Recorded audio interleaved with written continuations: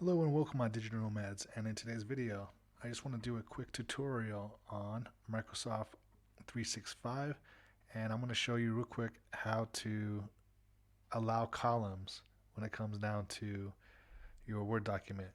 Now I've been looking everywhere for this and it's been very difficult, and I finally found a workaround as to how you can add columns. Now what do you mean by that? Okay, so when you take text and you paste it in here, you typically just have one column. And I wanted to split this text into maybe two or three columns. Since I'm coming from Google Documents, you can easily do that. But in Word 365, I haven't seen that. Here is my solution for that. And this is very useful for those who have to write a lot of like a list or bullet points or things of that nature, and want to separate the text instead of having just one text wall like this. All right, let me show you how to get ahead and do that.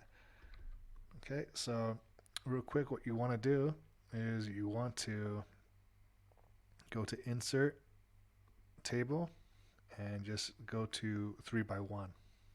Okay, and from here you just you have to cut and paste the text into the appropriate box that you would like. Okay, so in this case I'm just using dummy text.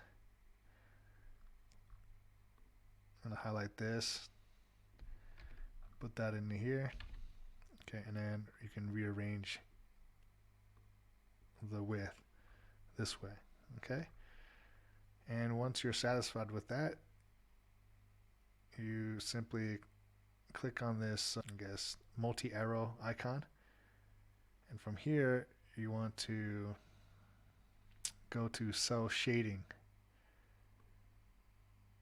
and click on no color. Okay, let me just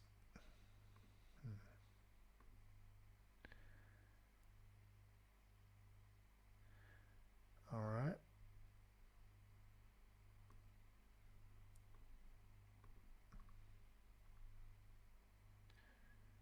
Oh, border selection.